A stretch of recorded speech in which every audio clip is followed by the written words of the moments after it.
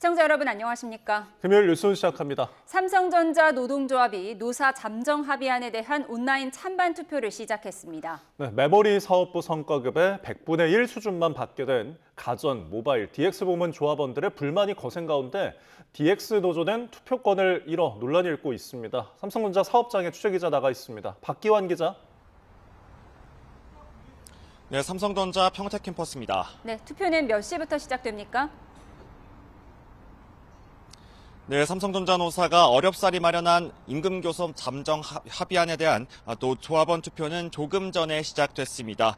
어제부터 노조 홈페이지 접속자가 급증하면서 과부하 문제가 발생했는데요. 이 때문에 투표 시작 시간도 2시보다 12분가량 늦춰졌습니다. 이곳에선 현장 투표가 진행되는 것은 아니고요. 노조 조합원들이 PC와 모바일에 접속해 직접 잠정 합의안에 대한 찬반표를 던지게 됩니다.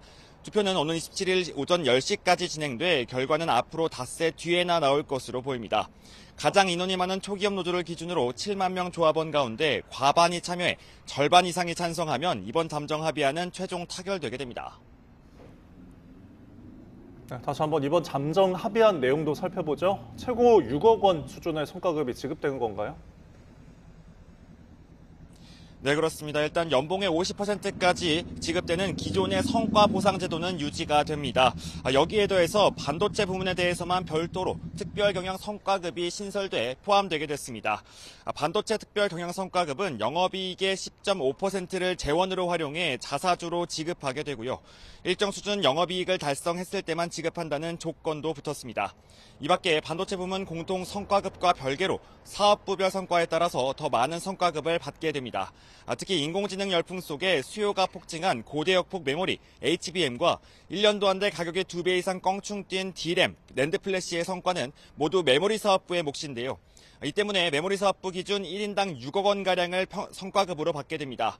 여기에 적자를 낸 파운드리와 시스템 LSI 사업부 역시 반도체 사업 부문에 속해 있어서 1억 6천만 원 정도를 받을 것으로 보입니다. 반면 가전과 모바일 사업 부문은 사정이 달랐습니다. 기존 성과급 제도는 유지가 되지만 별도 특별 성과급 없이 600만 원을 받게 됐습니다. 메모리와 완제품 사업 부문만 비교하면 거의 100배 가까이 차이가 나는 셈입니다. 네, 한 회사의 직원들이라고 하기엔 격차가 너무 큰데요. 실제로 노조 간 갈등도 전면전으로 치닫고 있죠. 네, 그렇습니다. 삼성전자 내부의 희비가 엇갈리는 수준을 넘어서서 노노 갈등이 걷잡을 수 없이 커지는 모습입니다. 한때 함께 임금교섭에 참여했던 노조 간의 갈등이 투표권 박탈 공방까지 이어지고 있는데요. 반도체 사업 부문 중심인 초기업 노조 삼성전자 지부가 가전 모바일 등 완제품을 담당하는 DX 부문 중심의 동행 노조에 잠정 합의안 투표권이 없다고 일방적으로 통보한 겁니다. 이에 대해서 동행 노조는 일방적인 통보로 DX 부문 조합원들의 목소리를 또 한 번 지우려고 하고 있다며 정당성 있는 투표를 요구하고 있습니다. 초기업 노조는 투표를 불과 몇 시간 앞두고 다시 회신 공문을 통해서 이번 잠정 합의 자체가 사측과 공동교섭단의 교섭 결과인 만큼 동행노조 조합원들은 투표권이 없다 이렇게 재확인했습니다. 이번 투표는 노사 잠정 합의에 타결이 달려있는 건 물론이고 높은 찬성률이 곧 노조 집행부의 성적표로 가늠될 수 있는 상황인데요. 이런 가운데 반대표를 낼 가능성이 큰 DX 조합원들의 투표권 자체가 사라진 셈입니다. 네, 가전, 모바일, 그리고 DX 부문 직원들 역시 행동에 나섰죠. 네, 그렇습니다. DX 부문 조합원들이 주축인 동행노조는 직접 기자회견을 열고 이번 잠정 합의안을 비판하고 나섰습니다. 그동안 DX 부문의 안정적인 영업이익을 바탕으로 해서 반도체에 대한 투자가 이뤄졌는데 성과는 반도체만 가져갈 수 없다는 이런 입장입니다. 이번 잠정 합의안 부결을 위한 움직임도 나타났습니다. 어제는 DX 부문 직원들이 잠정 합의안 부결을 위해서 전국 삼성전자 노동조합과 동행노조에 가입에 나서면서 홈페이지가 다운되기도 했는데요. 특히 동행노조 가입자는 불과 하루 만에 9천 명 이상 1만 명 가까이 늘면서 현재 12만 2천 명을 돌파했습니다. 하지만 삼성전자 임직원 12만 9천 명 가운데 초기업 노조 조합원만 해도 7만 명이 넘고요. 대부분이 반도체 부문 소속입니다.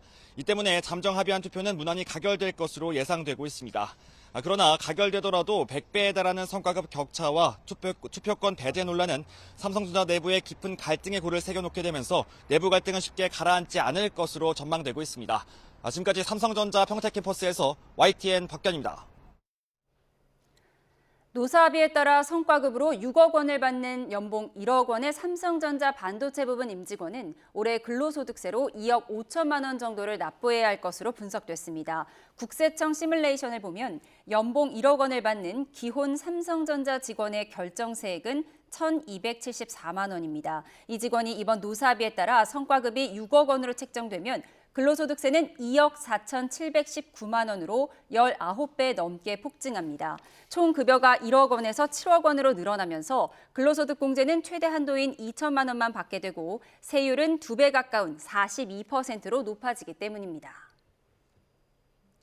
네, 조금 전 들어온 증시 속보 전해드리겠습니다. 코스피가 0.41% 오른 7,847.71에 장을 마쳤습니다.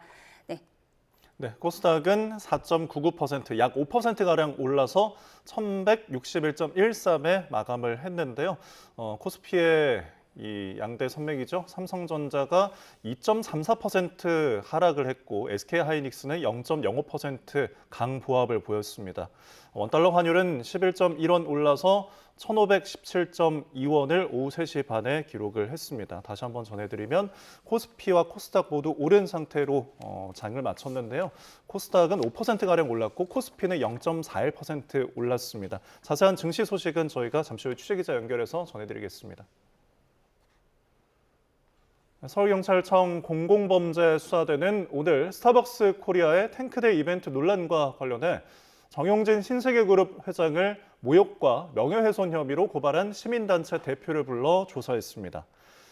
서민민생대책위원회 김순환 사무총장은 어제 스타벅스가 5.18 광주 민주화운동 기념일 당일에 탱크데이, 책상의 탁 등의 문구를 포함한 광고를 진행해 민주화운동 유족과 광주 시민을 모욕했다는 내용의 고발장을 제출했습니다. 당초 이 사건은 서울 강남경찰서에 배당됐지만 광주 남부경찰서에 접수된 5.18 유공자 단체 고발건과 병합해 서울경찰청이 수사하게 됐습니다. 어제는 광주 남부서에서 또 다른 고발인인 5.18 유공자 박하정 씨를 불러 조사했습니다. 5.18 민주화운동 기념일에 탱크데이 이벤트로 무리를 빚은 스타벅스와 관련해 정부 부처들의 불매 지시가 이어지는 가운데 공무원 노조도 불매에 나섰습니다. 전국 공무원 노동조합은 어제 5.18 민주화운동 폄훼 등 혐오 마케팅 논란 스타벅스 불매 동참 요청이라는 공문을 전체 지부에 배포하면서 이용 중단을 제안했습니다. 조합원 축하 선물로 스타벅스 기프티콘과 텀블러를 구매해 지급하는 사례가 많은 만큼 불매를 제안하니 적극 동참해달라고 당부했습니다. 관저 이전 공사 특혜 의혹을 받는 김대기 전 대통령실 비서실장이 오늘 구속 전 피의자 신문을 받습니다. 네, 앞서 이은호 전 KTV 원장에 대한 영장이 기각됐는데 이번엔 신병 확보에 성공을 할지 현장으로 가보겠습니다. 네, 조금 전 서울중앙지방법원의 모습 보여드리고 있습니다. 잠시 후 오후 4시부터 직권남용 혐의를 받는 김대기 전 대통령 비서실장의 영장 실질 심사가 진행될 예정이고요. 출석하는 조금 전 모습 보여드리고 있습니다. 네, 이들은 지난 2022년 대통령 관저 이전 공사 당시에 예산을 불법 전용한 혐의를 받고 있는데요. 저희가 자세한 내용은 더 들어오는 대로 정리해 드리도록 하겠습니다. 다음 소식입니다. 팔레스타인 가자지구로 향하는 9호선단에 탔다가 납포된 한국인 활동가 2명이 오늘 새벽에 귀국했습니다. 이들은 이스라엘군으로부터 여러 번의 구타를 당했다며 견딜 수 없는 정도의 폭력이 있었다고도 주장했습니다. 송수연 기자입니다. 검은 티셔츠를 입은 여성이 팔레스타인의 저항 정신을 상징하는 체크 무늬 스카프, 케피에를 목에 두릅니다.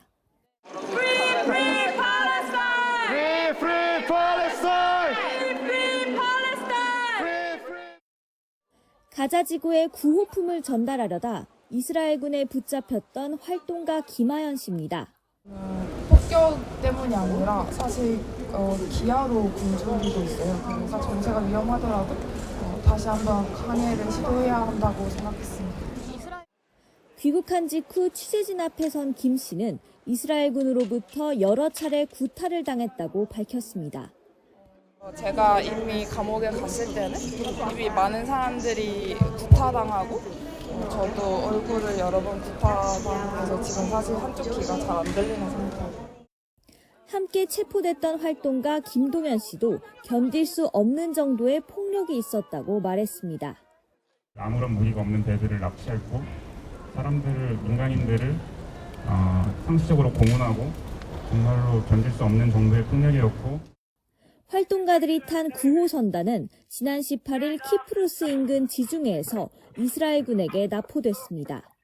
이후 붙잡힌 사람들이 결박된 채 바닥에 무릎을 꿇은 영상이 공개되며 국제적인 논란이 일었습니다. 결국 이재명 대통령이 이스라엘 정부를 강도 높게 비판한 지 하루 만에 한국인 활동가 2명은 석방돼 귀국길에 올랐습니다. 이들과 같은 배를 탔던 한국계 미국인 조나단 빅토르 리 씨도 풀려나 현재는 튀르키예에 있는 것으로 파악됐습니다. YTN 송수연입니다. 정전협상에 들어간 미국과 이란이 메시지를 교환하며 합의한 초안 작성에 착수했습니다. 이견이 좁혀지긴 했지만 이란의 농축 우라늄 호르무즈 해협 통제권이 큰 걸림돌로 꼽히면서 막판 진통이 계속되고 있습니다. 중동 현지 연결합니다. 양희력 특파원. 아랍에미리트 두바이에 나와 있습니다. 미국과 이란 사이의 종전 협의 긴박하게 돌아가고 있습니다. 합의 틀 마련을 목표로 메시지 교환이 분주히 오가고 있지만 협상이 쉽지는 않죠. 그렇습니다. 이란과 미국이 파키스탄 중재로 메시지 교환을 진행하고 있다고 이란 반관영 ISNA가 보도했습니다. 특히 이 메시지 교환이 합의 틀 마련을 목표로 하고 있다고 전했는데요. 알자지라는 현지 시각 어제 저녁 이란 고위 관계자와 인터뷰에서 협상단이 합의에 매우 근접했고 현재 초안 작성에 한창이라고 보도했습니다. 다만 진통은 계속되고 있습니다. 이란 고위 소식통은 아직 합의에 이르진 못했지만 이견이 좁혀졌다고 밝혔다고 로이터가 전했습니다. 이 소식통은 그러면서 이란의 우라늄 농축과 호르무즈 해협에 대한 이란의 통제권이 여전히 주요 걸림돌이라고 밝혔습니다. 조금 전 이란 반관영 타스님 통신은 양국 사이 메신저 역할을 맡는 파키스탄 내무장관이 이란 외무장관을 다시 만나 이견 좁히기에 나섰다고 전했습니다. 이처럼 핵심 쟁점 타결이 지연되면서 테헤란을 찾아 공식 합의 발표를 도출할 예정이었던 파키스탄 육군 참모총장의 방문 일정도 잠시 보류됐습니다. 쟁점인 고농축 우라늄의 경우 이란 최고 지도자가 남겨둬야 한다 이런 보도가 나오면서 큰 변수가 되는지 좀 우려가 됐는데 이 부분에 대한 협상 상황은 어떻습니까?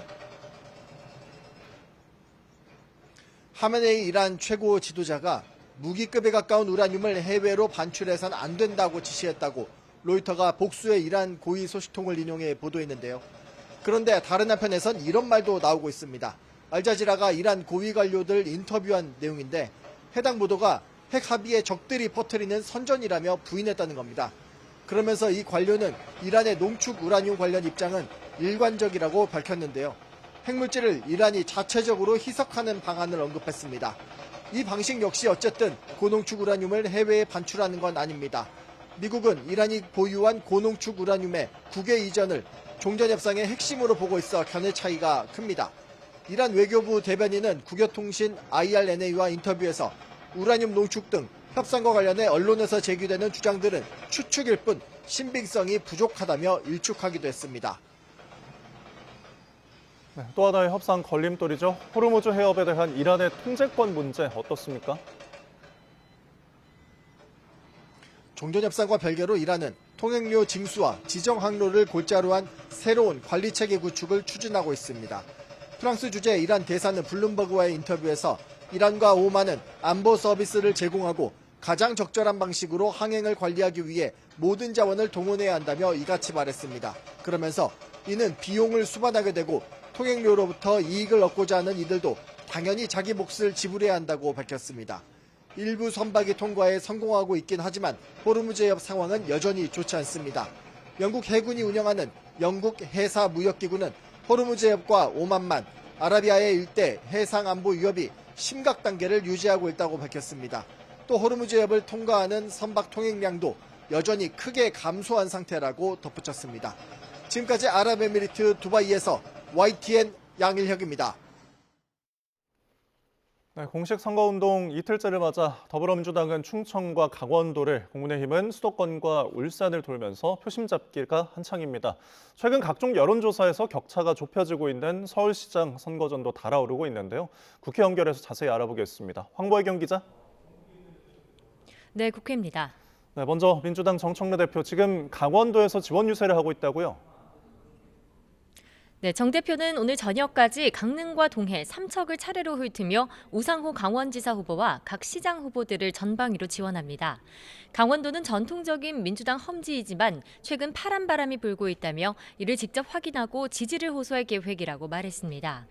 앞서 오전엔 캐스팅보트로 꼽히는 충청권을 찾아 강호축 철도망 공약을 비롯한 당의 전폭적인 지원을 약속했는데요. 직접 들어보시죠.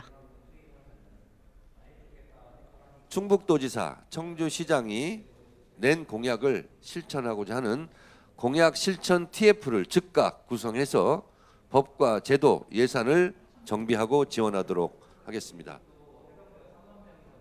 당내 오만과 낙관론을 늘 경계하던 정 대표이지만 오늘은 충북지사 선거 흐름이 생각보다 좋다며 국민의힘 윤어게인 공천에 분노한 표심이 드러나고 있다고 분석하기도 했습니다. 한편 한병도 원내대표는 오후 내내 전북 지역을 돌며 텃밭 표심 다지기에 집중하고 있습니다. 동선을 분리해 총력전에 나선 건 국민의힘도 마찬가지입니다. 장동혁 대표는 안양과 수원, 안산 등 경기 남부 지역을 돌며 수도권 표심을 공략하고 송원석 원내대표는 울산을 찾아 영남권 지지층 결집에 힘을 싣고 있습니다. 장 대표는 이번 선거에서 민주당의 갑질과 내로남불을 확실하게 심판해야 한다고 목소리를 높였습니다. 직접 들어보시죠. 부산의 전재수, 평택의 김용남, 갑질 자격증 보유자입니다. 강원도 우상호와 하남 이광재는 단기 임대 자격증 보유자입니다. 울산의 김상욱은 내로남불 특급 자격증을 보유했습니다. 국민의힘은 민주당 하정우, 정원호 후보 의혹을 파헤칠 검증단도 구성하겠다는 방침입니다. 이번 선거의 최대 승부처인 서울시장의 후보들 움직임은 어떻습니까? 민주당 정원호 후보는 오늘 첫 일정으로 구의역 참사 10주기 추모제에 참석해 안전하게 일할 권리가 보장되는 서울을 만들겠다고 약속했습니다.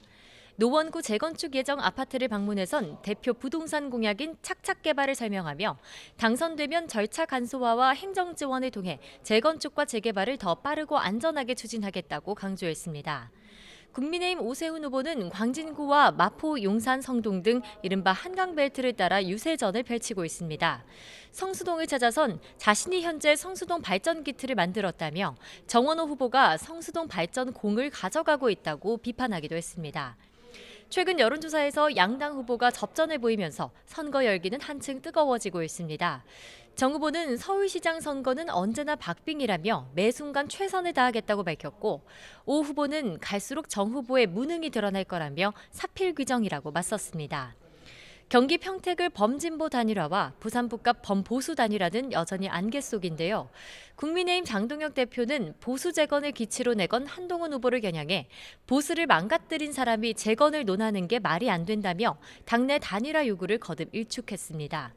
민주당 조승래 사무총장은 평택을 재선거 단일화 가능성과 관련해선 보수 진영 단일화 추이를 면밀히 모니터링하고 있다고 말을 아꼈고 부산 북갑 선거 역시 보수 단일화 여부가 변수라면서도 하정우 후보야말로 부산의 미래를 상징하는 후보라고 평가했습니다. 지금까지 국회에서 전해드렸습니다.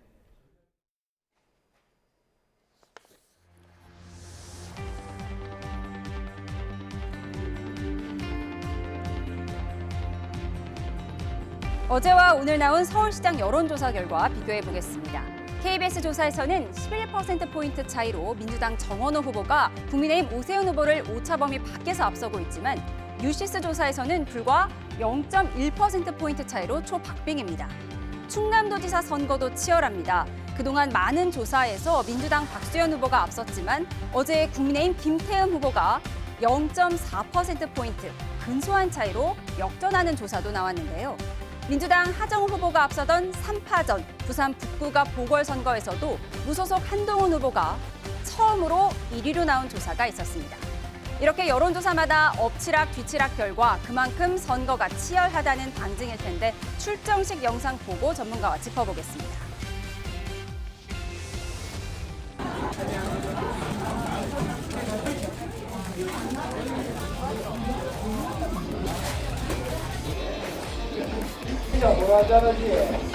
저도 어머니 좋아합니다. 맛있게 드십시오.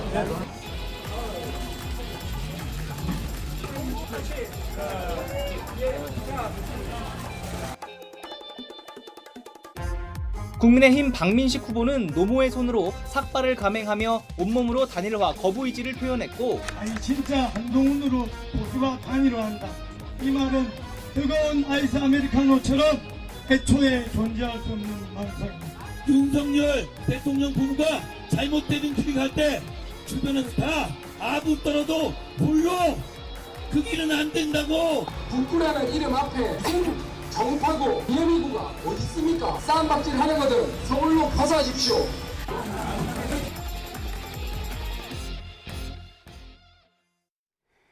네, 오늘의 정치원 여론조사의 고수들과 함께합니다. 김상일 정치평론가, 김영호 전 국민의힘 의원, 배종찬 인사이트K 연구소장 세 분 모셨습니다. 어서 오십시오. 안녕하십니까?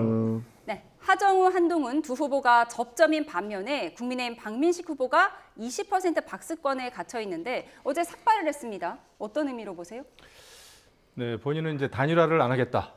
지금 또 특히 장동혁 국민의힘 그 지도부, 이른바 당권파에서는 단일화를 좀 반대하는 그런 움직임이 쭉 있어 왔지 않습니까?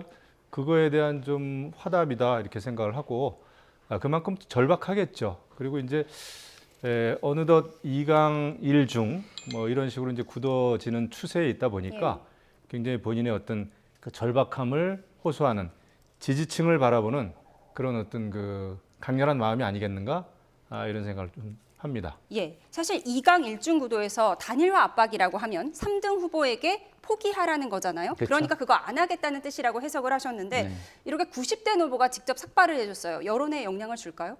글쎄요, 저는 그렇지는 않을 것 같아요. 왜냐하면 기본적으로 박민식 후보는 그 거대 양당의 후보예요. 다시 말해서 이제 부잣집이잖아요. 이제 부잣집 사람이 손님 안 오고 장사 안 된다고 지금 그러는 거거든요. 그러면 손님들이 지적하는 맛의 문제, 뭐 인테리어의 문제 이런 거를 생각을 안 하고 그냥 굉장히 어렵습니다. 와줘야 됩니다. 우리 집은 굉장히 오래된 전통을 가지고 있기 때문에 무조건 이 지역에서 살아야 됩니다. 이렇게 얘기하면 손님들이 이해할까요? 그렇지 않잖아요. 근데 거기에 어머니까지 모신다라고 한다면 사람들은 오히려 이 집이 거의 끝났구나. 거의 이 지경까지 왔구나. 저렇게까지 해야만 하는 상황이구나. 이렇게 생각하지 않을까요? 저는 오히려 이런 거를 약자, 언더독이 했다 그러면 뭐 동정표도 있고 굉장히 열심히 하네. 모든 사람이 나서서 하네. 이렇게 했을 거라고 생각하는데 아주 굉장히 뭐 자산은 뭐 거대한 자산을 가지고 있는 후보가 그 자산을 이용하지 못하는 거를 가지고 불쌍한 척하는 것을 과연 동정표로 이어낼 수 있을까라는 점에서 저는 오히려 패착인 것 같다는 생각이 더 강했습니다. 국민의힘 소속 박민식 후보와 국민의힘에서 쫓겨난 한동훈 후보 개소식은 같은 시간에 하더니 이번에 출정식은 같은 장소에서 2시간 간격으로 했단 말이죠. 이렇게 기싸움을 하고 있는데 민주당 하정우 후보는 서울 가서 쌈박질해라라는 표현을 썼습니다. 싸움은 딴 데 가서 하라는 얘기인데 이렇게 둘이 싸우면 하정우 후보는 좋은 거 아닐까요? 소장님 어떻게 보세요? 그렇죠. 하정우 후보는 웃고 있죠. 웃으면서 더 싸워라 이렇게 이야기를 하고 있고 뭐 서울 가서 싸우라는데 오히려 지금 여기서 더 싸워라 이런 메시지를 이제 읽힐 수가 있는 건데 실제로 박민식 후보가 삭발한 건 영향이 없을 수는 없을 거예요. 왜냐하면 자기 것을 내려놓을 때는 분명히 효과가 있습니다. 삭발, 단식, 눈물. 그걸 우리가 언더독 이펙트라고 하는 것이고 이렇게 더 많이 얻으려고 할 때 이 삭발, 단식, 눈물을 흘리는 것은 웩더독이에요.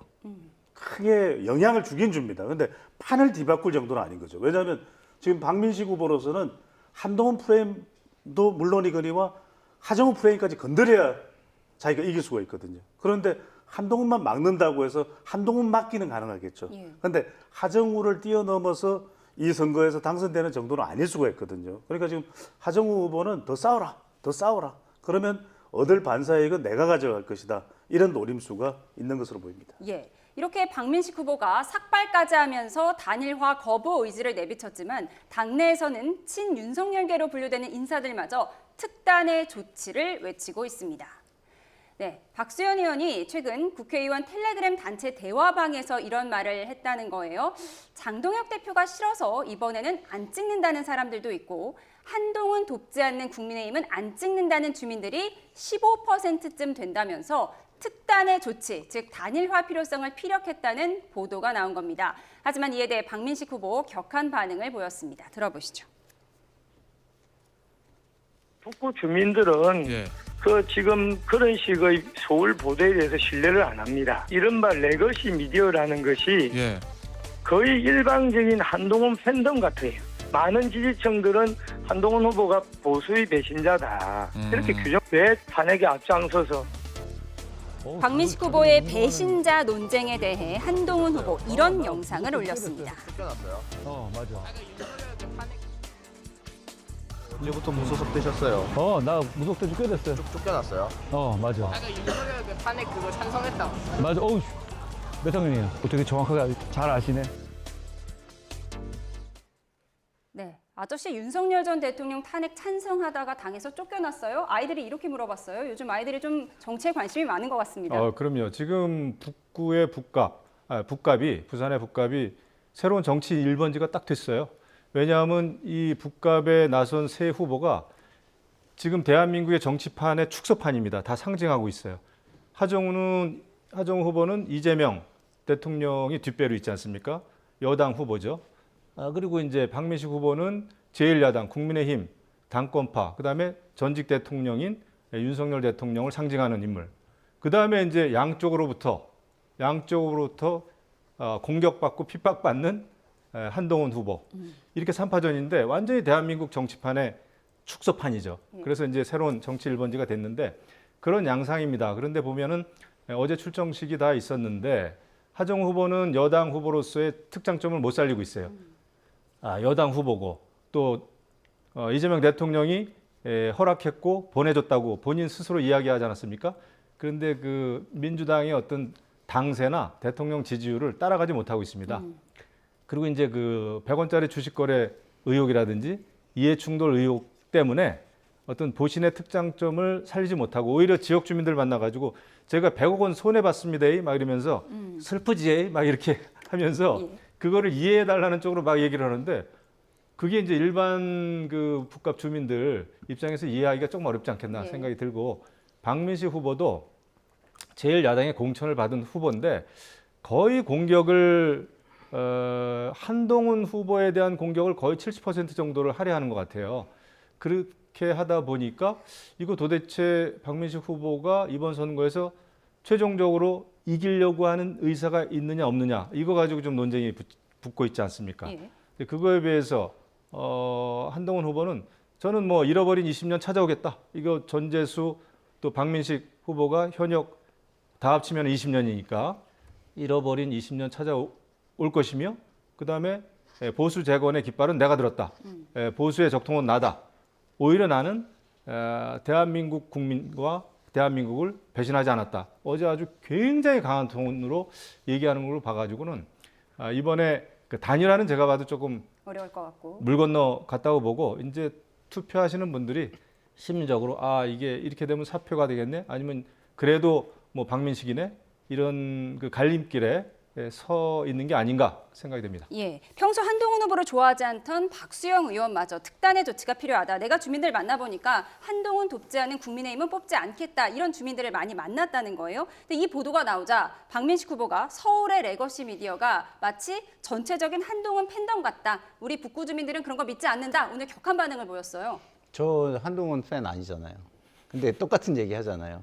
왜 그런 거냐면 이번 선거가요. 모든 선거가 그렇지만 이번 선거가 특히 평가와 심판의 선거예요. 평가는 이재명 정부에 대한 평가. 국정 운영 동력을 살려가지고 그 비전을 추구해야 되느냐, 안정을 추구해야 되느냐 이게 하나가 있고 또 하나 영남 지역에는 그거와 거의 동등한 비중의 평가가 있어요. 두 개의 평가죠. 내란 세력 심판, 그러니까 평가와 심판인데 심판이 두 개가 있어요. 그게 내란 세력 청산과 그 심판. 그리고 또 하나는 보수 노선에 대한 심판이에요. 그래서 하정우 후보가 지금 뜨려면 앞에 평가 부분을 가지고 링을 만들어서 프레임을 만들어서 글로 논쟁이 오게끔 만들어야 하는 것이고요. 지금 박민식 후보는 굉장히 큰 패착을 하는 게 두 개의 심판을 큰 이슈로 지금 프레임으로 만들어서 그 싸움에 본인이 뛰어드는데 그럼 심판의 대상은 본인이 되는 겁니다. 한동훈 후보가 될 수가 없어요. 그리고 한동훈은 뭐 막을 수 있다고 아까 배종찬 소장님께서는 말씀해 주셨지만 프레임이 그쪽으로 가면 한동훈을 도와주는 거예요. 오히려 이재명 정부에 대한 평가 이쪽으로 박민식 후보가 와줘야 하정우 후보와의 링이 만들어지는 겁니다. 근데 본인은 지금 한동훈의 링에 가가지고 싸우고 있으면서 그렇게 하는 것은 전략적으로 잘못됐다. 다시 생각해 보셔라. 그리고 저는 한동훈 팬이 아닙니다. 그거를 좀 똑바로 좀 알고 판단을 하셔라. 이런 말씀을 드리고 싶네요. 저는 그 누구의 팬도 아니고요. 저는 YTN의 팬인데 지금 친윤으로 분류되는 박수영 의원마저 이렇게 특단의 조치 이야기하는 거면 부산시장 선거가 어려워지게 되는 거예요. 부산 북갑이 표가 분산되기 때문에 그 현상이 부산 해운대, 수영, 연제구, 기장군까지 다 전파가 되는 것이거든요. 그래서 지금 부산 북갑의 경우에 결과가 민주당 당선, 또 부산시장이 민주당 당선. 그러면 2년 뒤인 2028년에 총선 때 18개 중에서 17개가 국민의힘 의원인데 위태로워지는 거예요. 그렇기 때문에 지금 박수영 의원이 그 이야기를 하는 겁니다. 그러니까 대략 난감한 상황이 될 거다. 지금 이렇게 표가 나누어져서는 부산이, 그러니까 보수가 뭉쳐야 된다.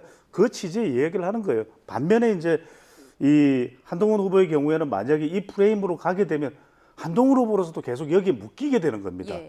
박민식과 한동훈 간의 티격. 그렇기 때문에 어떤 전략을 쓰냐면 밈을 형성하는 거예요. 아저씨 한동훈이야 이러면서 이제 2030에게 영향을 주면 이 사람들이 집에 가서 6070에게 전파를 합니다. 그러면 이게 이제 중도층까지도 확대될 수 있기 때문에 이른바 서동료 전략이죠.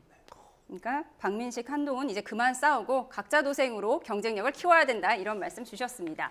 공식 선거운동 첫날 양당 대표 모두 충청으로 달려가서 중원표심 구애에 나서기도 했는데 같은 장소에서 마주쳤습니다. 분위기 어땠을지 화면 함께 보시죠.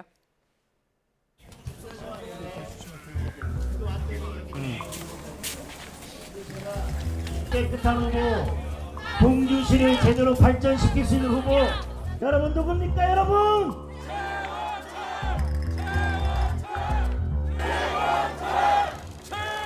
네. 예. 빨리 나갈게. 예.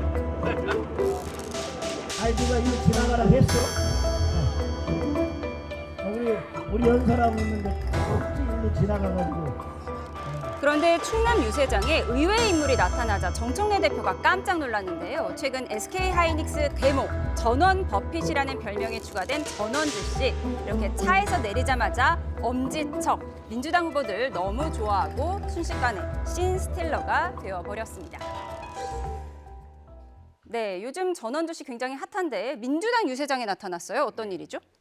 그러니까 민주당에 지금 지원을 해야 되겠다. 이번 선거는 그렇게 의미가 큰 선거다. 이렇게 생각하시는 것 같아요. 원래 지금 정치적 성향을 드러내는 분은 아니잖아요. 걸로 알고 있는데요. 그리고 연예인들이 정치적 성향을 드러내잖아요.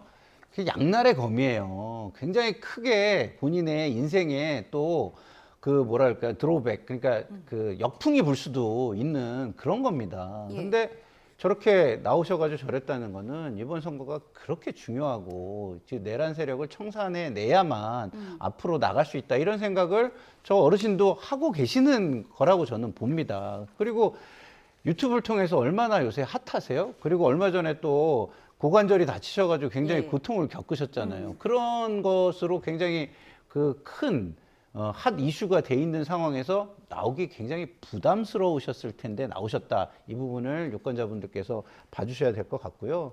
그리고 여야 대표가 충남으로 지금 갔잖아요.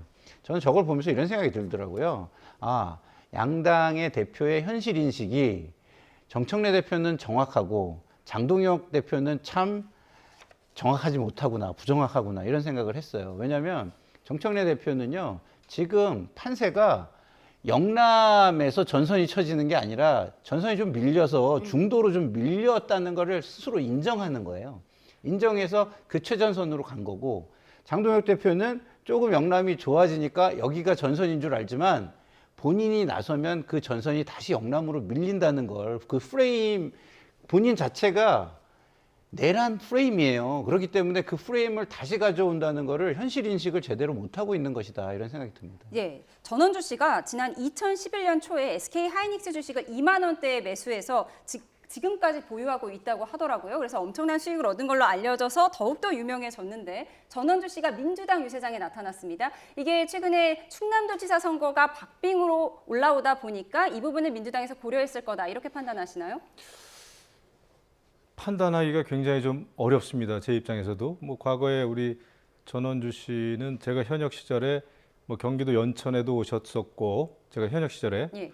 그때 우리 이제 다 뭐 그때 새누리당 시절입니다만은, 지금 민주당을 도와주시는 거에 대해서는 저는 뭐 충분히 그럴 수 있다고 봅니다. 뭐 연예인입니다만은 또 대한민국 국민으로서 정치에 대해서 생각하는 게 또 바뀔 수가 있죠. 뭐 저는 그게 그렇게 중요하다고 보진 않고, 오히려 제가 조금 더 생각을 하게 되는 거는 정청래 대표는 충남 금산 출신인가 그럴 겁니다. 그리고 장동혁 대표가 보령이죠. 그래서 조금 삐딱하게 보면은 아마 자신들의 앞으로 향후 정치적인 어떤 그 성공, 예. 이런 그 발판을 만드는, 굳히는 거에도 관련이 있을 수 있겠다. 왜냐하면 정청래 대표는 지방선거 끝나고 나서 이제 또 당대표 선거도 있고, 그다음에 뭐 대권에 도전하지 말라는 법이 없겠죠. 그리고 국민의힘 장동혁 대표도 사석에서는 대권의 뜻이 있다라는 얘기를 기자들한테 많이 했다고 그래요. 그런 거 봤을 때 충청권에서라도 자기들의 발판을 굳히고 만드는 것이 필요하겠네, 이런 생각은 듭니다. 예. 그리고 물론 여당은 지금 그 충청권에서 이번에 지방선거에서는 뺏어와야 되고, 광역의 경우에, 그다음에 야당은 지켜야 되는 절박한 상황이니까 뭐 충청권으로 달려가는 거는 충분히 이해가 간다. 네. 이렇게 짧게만 좀 덧붙였으면 좋겠는데, 이것도 이제 선거공학에서 나오는 부분이기 때문에 연예인 효과는 크지는 않아요. 그러니까 이게 이제 이목은 집중시키죠. 하지만 실제 표심에 주는 영향은 제한적이다. 왜냐하면 이른바 전원 버핏 또는 전원 닉스 이야기를 하는데, 그건 대단한 거죠. 네. 야, 나도 그때 샀어야 되는 건데. 근데 이제 선거의 여왕은 아니잖아요. 그렇다고 해서. 예. 그러니까 뭐냐면 무명 후보에게는 도움이 돼요. 전혀 이름도 없는 후보에게는 와, 전원주와 전원 버핏과 도움 돼요. 근데 이미 정청래 대표는 알려질 대로 다 알려진 사람이잖아요. 예. 박수현 후보도 알만한 사람 다 알잖아요. 예. 그러니까 이거는 이미 이 유명인에게 연예인이 가는 거는, 저 연예인이 저렇게 행보를 하나 보다 정도의 효과 제한적이다라는 말씀입니다. 충남 유세 현장에 등장한 전원주 씨의 모습 자세하게 살펴봤습니다. 그런가 하면 GTXA 삼성역 구간 철근 누락 사태를 둘러싼 공방이 가열되는 가운데 이재명 대통령이 실태 파악 지시를 내렸는데요. 이를 두고 선거 개입이다, 궤변이다 공방을 벌였습니다. 들어보시죠. 급기야 정원호 선거운동원으로 나섰습니다. 국토부와 행안부는 기다렸다는 듯 달려들었습니다. 정부의 당연한 책무입니다. 이를 두고 국민의힘이 관권 선거니 선거용 공포 마케팅이니 정말 궤변을 늘어놓고 있습니다. 네, 국민의힘에서는 이른바 명픽 정원호 후보가 헤매다 보니까 대놓고 대통령이 관권 선거를 하고 있다, 이렇게 주장을 하고 있는 건데, 서울시장 여론조사 결과를 좀 보면서 함께 나눠보도록 하겠습니다. 앞서 저희가 전해드렸는데, 소장님, KBS 조사에서는 11%포인트 차이로 오차범위 바뀐데, 또 최근 다른 조사에서는 0.1%포인트 차이로 박빙이거든요. 어떻게 같은 조사가 이렇게 다를 수가 있는 걸까요? 조사 방식이 달라요. 예. 그러니까 하나는 전화 면접 조사고, 또 하나는 자동 응답입니다. 예. 그러니까 전화 면접은 이른바 침묵의 나선 이론. 지금은 국민의힘이 여러 가지 사정으로 국민의힘 지지합니다, 이렇게 이야기하기 힘들다고요. 이럴 때 이른바 위축돼서 전화 면접원이 직접 물어보는 것에 대해서는 응답을 꺼리는 침묵의 나선 현상이 발생합니다. 예. 근데 자동응답처럼 띠띠띠띠띠띠 누르는 그 방식이거든요. 그럼 아주 적극적으로 응답을 하는 거죠. 그래서 그 차이가 나는 겁니다. 그러니까 그것이 이제 자동응답 조사일 때는 좀 더 적극적으로 나는데, 여기서 이제 국민의힘 후보인 경우에는 꼭 서울시장 오세훈 후보뿐만 아니라 그럼 두 가지를 볼 수 있는 거죠. 자, 이 한번 보여주시면 좋을 것 같아요. 서울시장 지지도 KBS 조사 보시면은 여기에 서울시장 KBS 보여주시면 KBS가 11%포인트 차이죠. 그렇죠. 정원호 후보가 앞서는 이 조사를 보면 여기에 샤이 보수 10%를 더했다 생각해 보시죠. 45대 44가 되죠. 그러니까 이게 그대로 좀 반영이 됐을까 싶은 것이 이제 ARS 자동응답 조사, 뉴시스 조사를 보여주시면 되는데 그렇게 되는 거예요. 그럼 이게 뭐가 중요하냐? 정원호 후보는 최대한 민주당 또는 대통령을 지지하는 사람을 끌어내면 승기를 잡는 거예요. 대통령의 할로 이펙트. 그다음에 오세훈 후보는 강남 3구 또는 강남 4구, 강남 5구 이야기하죠. 광진구, 광동구까지 박박 긁어서 투표를 최대한 자기 지지층들이 이렇게 할 때 뉴시스 자동응답 조사에 근접할 수 있다. 정원호 후보는 대통령의 지지층을 끌어내는 할로 이펙트, 후광 효과. 그다음에 오세훈 후보는 강남 4구, 강남 5구를 비롯해서 자기 지지 기반에서 최대한 투표로 나오는 투표율 중요하다. 그래서 국민의힘에서는 이렇게 박빙이다 보니까 대통령이 선거에 개입하고 있다 이렇게 주장을 하고 있는데 또 대전 MBC가 국민의힘 후보의 토론 모두 발언을 통삭제한 일이 벌어져서 이것도 대통령 선거 개입 아니냐 이런 주장을 하고 있더라고요. 어떻게 보세요? 뭐 저도 그 뉴스 보고 진짜 놀랐습니다. 그 모두 발언을 통으로 그거는 일부러 편집을 그렇게 하지 않으면 굉장히 일어나기 어려운. 방송국에서는 기술적 사고다 이렇게 변명을 하긴 했습니다. 예, 결과적으로는 사고겠지만은 이거는 엄청난 사고죠. 제가 보기에는 사고라기보다는 엄청난 사건이 아닌가 싶어요. 뭐 사고와 사건은 굉장히 다른 건데 그래서 이거에 대해서는 아마 앞으로도 문제가 좀 여러 군데서 제기될 가능성이 좀 높고요. 그다음에 이제 관건 선거 얘기가 나옵니다만은 사실 뭐 정원호 서울시장 그 후보도 명픽이다라는 거는 세상이 다 알고 있지 않습니까? 성동구청장 일 잘하더라 이런 거를 직접 이재명 대통령이 SNS에서 의사표시를 했잖아요. 그러고 나서 탁 떴단 말이에요. 그전에는 정원호 구청장을 아는 서울 시민이 별로 없었다고 봅니다. 저도 서울에 살고 있지만은 그런 면에서는 뭐 관건 선거다라는 어떤 법적인 근거나 그런 게 없다고 하더라도 그냥 상식적으로 봤을 때 대통령이 끊임없이 계속 지속적으로 정원호에 대한 관심이 크네, 계속 이끌어 주시네, 밀어 주시네 라는 그 심중은 우리가 다 가지고 있죠. 그런 면에서 좀 근데 정원호 후보한테 결국 그게 도움이 또 많이 될까 싶어요. 아는 사람들은 다 알지 않겠습니까? 예.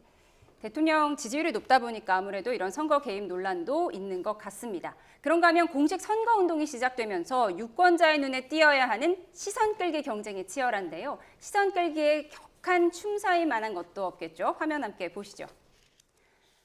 네, 한때 경선 경쟁자였던 서영교, 전현희, 김영배 의원이 무대에 올랐습니다. 옷을 펄럭거리면서 격한 춤사위를 보여주는데 심지어 옆에 댄서들이 이만하면 됐다 이렇게 말리기도 합니다. 네, 후보들의 이색 퍼포먼스 영상도 쏟아지고 있습니다. 오준기 민주당 경북지사 후보는 막힌 경제를 뚫겠다며 뚫어뻥을 들었고요. 김진태 국민의힘 강원지사 후보는 투표 동료를 위해 턱걸이를 하고 짚라인도 탔습니다. 후보님, 화장실 물이 안 내려갑니다.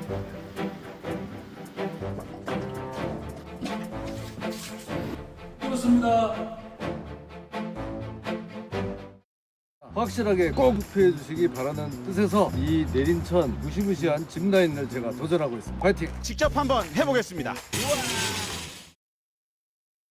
네, 튀어야 산다. 선거법을 어기지만 않는다면 유권자 마음을 잡기 위해 못할 게 없는데 이 춤추는 모습을 보여드렸어요. 서울시장 경선 경쟁자였던 서영교 전현희 의원이 이렇게 옷을 펄럭거리면서 춤을 열심히 췄는데 어떻게 보셨어요? 이게 선거에 어떤 도움을 줄 거라고 보세요? 뭐 현장에 있는 사람들에게는 어쨌든 흥을 돋궈주고 그리고 일종의 이제 뭐 부흥 효과라고 할까요? 그러니까 전화 한 통 돌릴 거 2통, 5통 돌릴 거 10통. 이렇게 돌리게 하는 효과는 분명히 있을 것입니다. 그래서 저거는 뭐 내부 결집과 내부의 어떤 흥을 돋구는 열정을 더 배가하는 그런 효과는 충분히 있을 것 같아서 뭐 절박한 것을 보여주는 것이다 이렇게 생각을 하는데 저는 기본적으로 이번 선거는요 저렇게 열심히 하는 것들보다 이재명 선거예요. 이재명. 이번 선거는 이재명 대통령 선거인 겁니다. 이재명 정부를 평가하고 그리고 이 정부가 왜 탄생했는지 이런 의미를 새기고 그것이 잘 나가는 거라면 미뤄줘가지고 국가나 이 정부가 잘 되기를 바라는 그런 평가가 있는 선거다라고 저는 생각합니다. 물론 잘못 가면 심판의 선거가 되는 것이고요. 그래서 저는 기본적으로는 그렇다고 보고요. 그렇기 때문에 대통령께서도 당연히 국정 동력을 확보해야 되니까 뭔가 이렇게 법에 저촉하지 않는 한에서 무언가를 하고 싶은 마음이 있으시겠죠. 근데 지금 저걸 비난하는 거는요, 저는 자가당착이고 이게 부메랑이라고 봐요. 왜?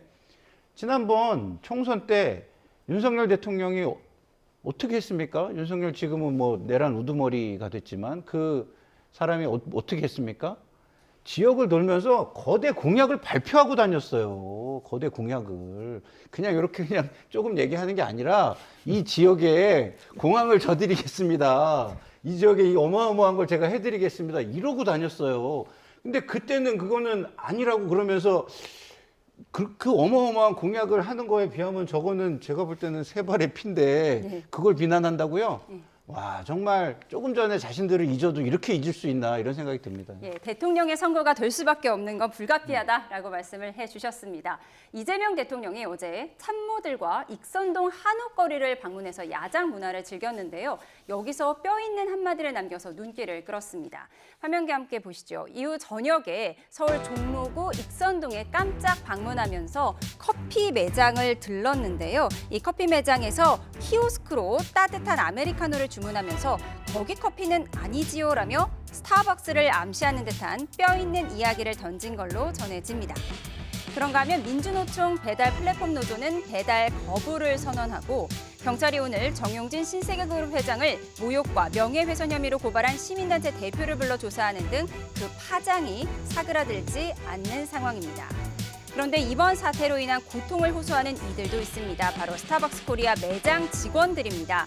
직장인 익명 커뮤니티에서는 스타벅스 매장 관리자라고 소개한 게시자가 매장에서 일하는 우리가 사상검증 당하고 폭언을 듣고 있다며 이달에는 소비자들의 환불 요청과 항의 처리를 담당할 전담 파트가 필요하다고 호소하기도 했습니다.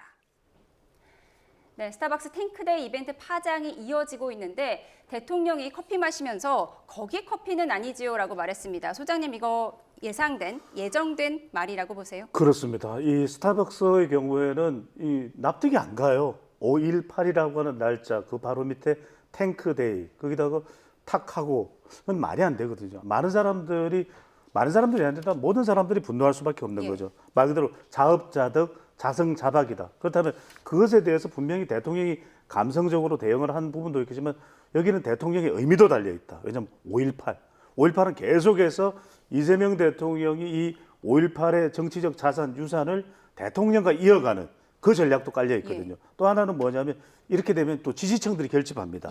대통령의 이 메시지를 분명히 알아달라. 그러면 지지층들은 더 결집할 수밖에 없어요. 5.18을 이렇게 소중히 하는 대통령 더 결집을 하게 되죠. 여기에다가 또 식사로 나가서 삼겹살을 구웠잖아요. 그러면서 또 커피를 가서 거기 커피는 아니죠. 이렇게 하면서 말 그대로 민생 탐방과 함께 이 모든 것을 다 갖추는 그런 대통령의, 물론 이것을 의도했다고 보기는 어려워요. 하지만 이런 의도하지 않았던 그것이 이 바닥에 깔리면서, 기반에 깔리면서 대통령이 얻고자 하는 그 효과와 메시지 전달이 가능해진 것으로 보입니다. 예, 소장님, 그런데 이게 정부 부처에서도 불매의 지시를 내리고 있거든요. 정청래 대표도 계속해서 정용진 회장은 석고대죄해야 된다 이런 메시지까지 내고 있어요. 그럼 이번 선거에 결정적으로 어떤 영향을 줄 거라고 보세요? 그렇죠. 이제 이게 노 스타벅스인데 뭐 스타벅스를 지켜가려는 그런 의미보다는, 왜냐하면 이건 또 스타벅스라는 기업인 것이고, 그런데 지지층들이 결집을 해요. 이렇게 되면은 한결같은 메시지, 그러니까 5.18, 그다음에 대통령, 그리고 이런 것에 있어서는 절대 여지를 줄 수 없다는 것, 이렇게 확 결집이 되면서 하나로 뭉쳐지는, 선거 전에 결집이라는 것보다 더 중요한 집은 없거든요. 그럼 보수 쪽에서는요? 보수 쪽에서는 뭔가 대응이 내놓을 게 마땅치가 않은 거예요. 이럴 때 우리가 쓰는 네 글자가 속수무책 상황입니다. 네, 스타벅스 코리아 사태, 정치권엔 어떤 영향을 줄지까지 짚어봤습니다. 지금까지 김상일 평론가, 김영우 전 의원, 배종찬 인사이트K 연구소장과 함께했습니다. 고맙습니다.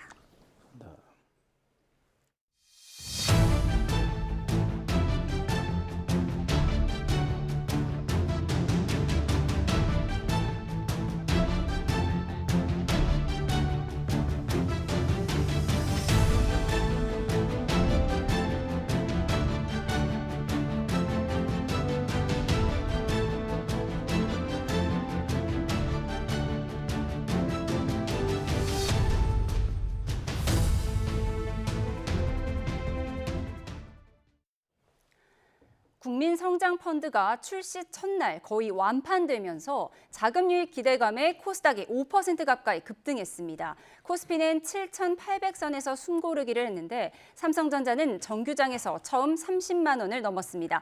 현장에 나가 있는 취재기자 연결해 증시 상황 정리해 보겠습니다. 유한웅 기자, 코스피는 쉬어갔던 반면에 코스닥 상승세가 놀라웠죠.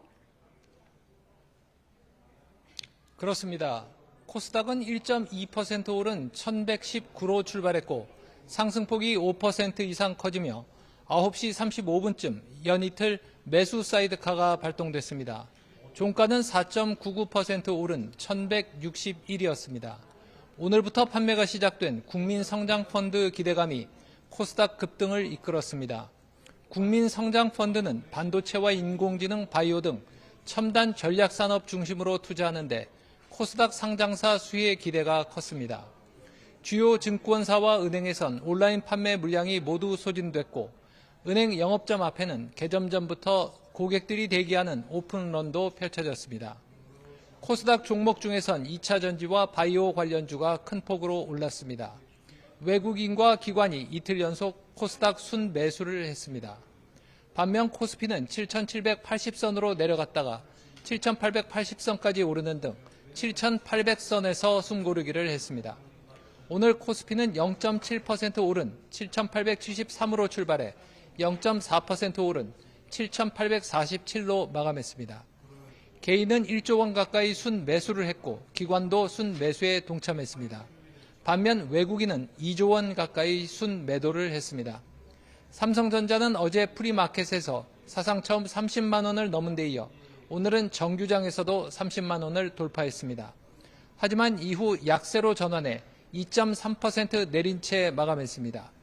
반면 SK하이닉스는 0.1% 오른 채 장을 마쳤습니다. 로봇주로 주목받으며 전날 상한가를 기록했던 LG전자는 오늘도 0.9% 상승했습니다. 네, 원달러 환율은 1,510원대로 올라섰다고요? 그렇습니다. 원달러 환율이 1,517원의 주간 거래를 마쳤습니다. 지난 4월 2일 1,524원 이후 50일 만에 가장 높은 수준까지 올랐습니다. 오늘 서울 외환시장에서 원달러 환율은 1,505원으로 출발해 상승세를 나타냈습니다. 최근 원달러 환율은 1,500원대에서 고공행진을 하고 있습니다. 주간 거래 종가 기준으로 원달러 환율이 5거래일 연속 1,500원대를 기록했습니다. 국제유가 상승과 코스피 외국인 순매도 영향이 컸습니다. 국제유가가 소폭 상승한 데다 외국인 코스피 순매도가 12거래일 연속 이어지면서 환율이 다시 1,510원을 넘었습니다. 환율이 오르자 주간거래 마감 직전 외환당국의 구두 개입이 있었습니다. 한국은행과 재정경제부는 메시지를 내고 환율 움직임이 펀더멘털 대비 과도한 측면이 있어 경계감을 갖고 지켜보고 있으며 필요시 단호히 조치할 것이라고 밝혔습니다.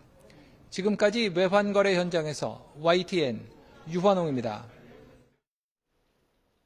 삼성전자 임금교섭 잠정 합의안을 둘러싸고 노조 내부 갈등이 격화하고 있습니다.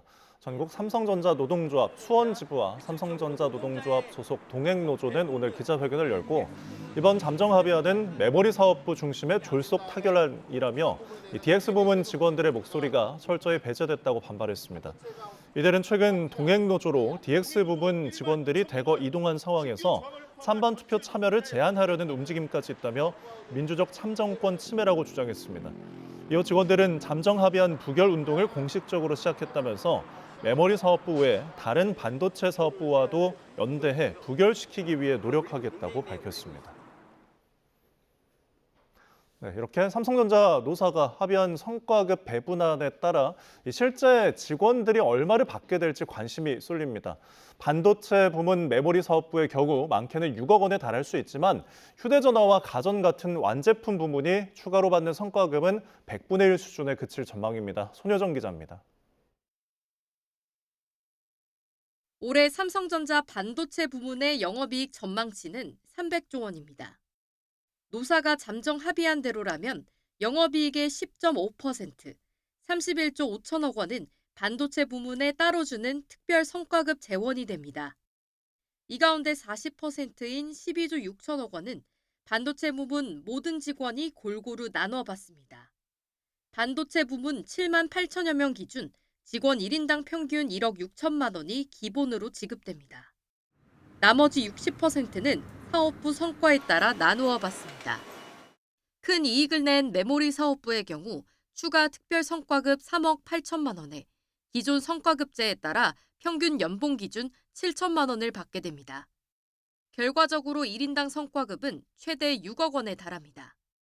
적자를 기록한 반도체 설계와 위탁 생산 사업부도 공통 배분 몫인 1억 6천만 원은 동일하게 받습니다.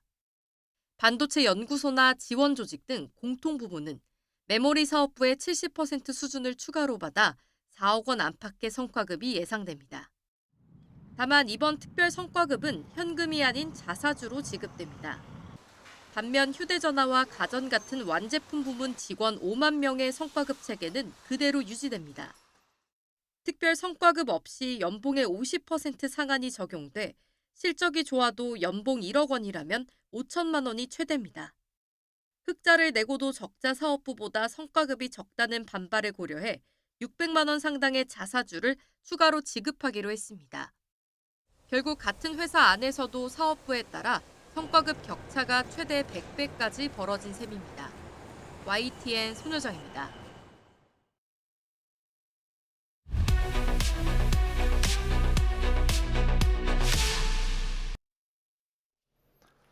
네, 스타벅스 코리아가 5.18 민주화운동 기념일에 이른바 탱크데이 프로모션을 진행한 것을 두고 논란이 계속되고 있습니다.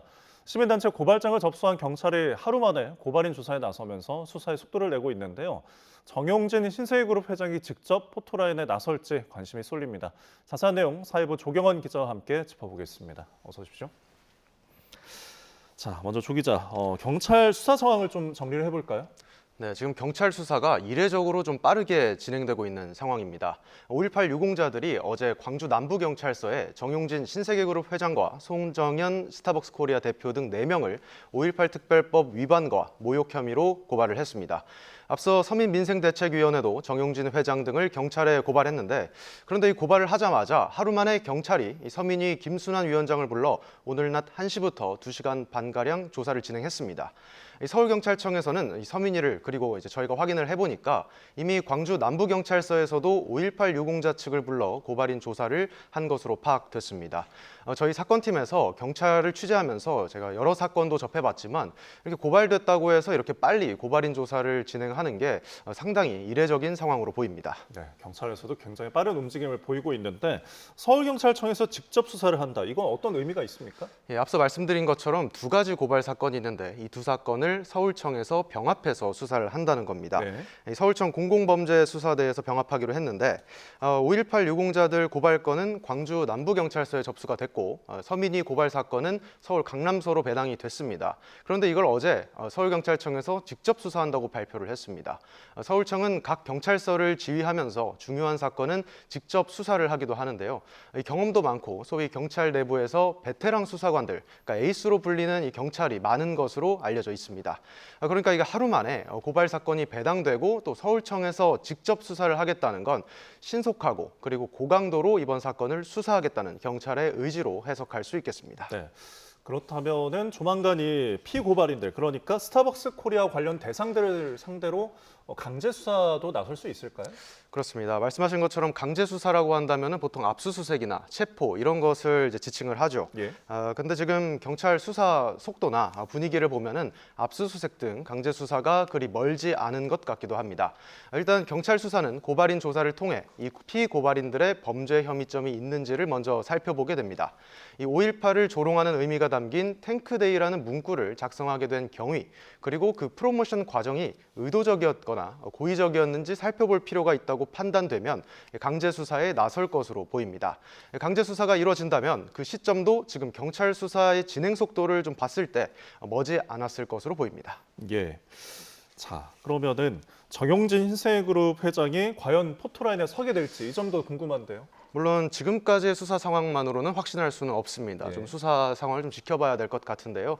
일단 경찰은 이번 사건의 의사결정 과정 전반을 들여다보게 될 것으로 보입니다.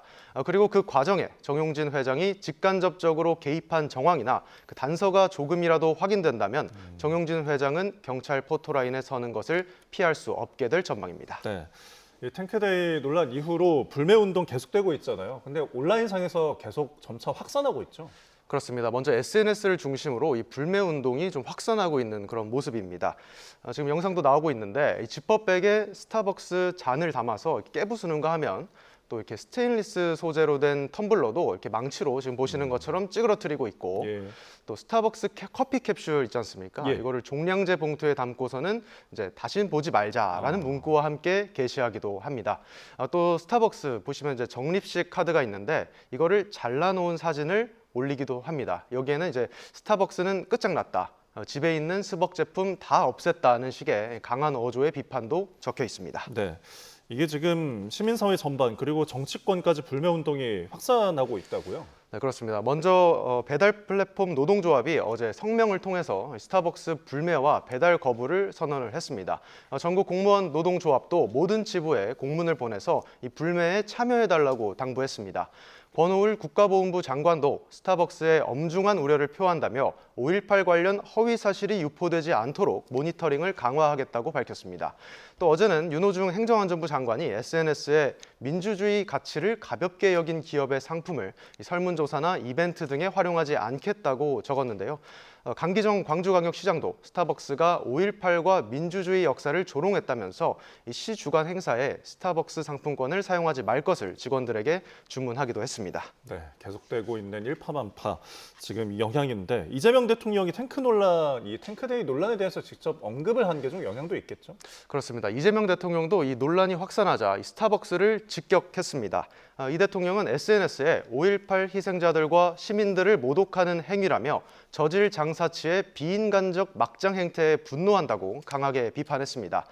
또 어제는 서울 익선동에서 참모들과 저녁 식사를 했는데 이 식사를 마치고 커피를 주문하면서 마치 스타벅스를 겨냥한 듯 거기 커피는 아니지요 라고 말하기도 했습니다. 관가와 시민사회 전반으로 불매 움직임이 확산하는 건 이러한 대통령 발언의 영향이 어느 정도 작용한 것으로 풀이됩니다. 네. 이렇게 지금 논란이 확산하고 있다 보면 신세계그룹 정용진 회장이 어느 정도 추가 입장을 낼 것도 같은데 좀 움직임이 있습니까? 네, 현재까지는 없는 것으로 보입니다. 일단은 논란이 커지자 정용진 신세계그룹 회장은 손정현 스타벅스 코리아 대표를 즉각 해임 조치했습니다. 그리고 사과를 했는데요. 근데 이게 서면 사과문이었습니다. 아직 이번 사태와 관련해서 정용진 회장이 서면으로는 머리 숙여 사죄한다고는 밝혔는데 아직 직접 국민 앞에 얼굴을 보이고 고개를 숙여 사과한 적은 없습니다. 정용진 회장은 해외에 체류하다가 급거 귀국한 것으로 알려졌는데 이 모습을 드러내고 직접 사과를 할지 혹은 직접 광주를 찾아 사과할지 앞으로의 행보에도 관심이 쏠립니다. 네, 저희가 이 논란과 관련해서 이야기를 하던 와중에 속보가 들어와서 이 점 전해드리도록 하겠습니다.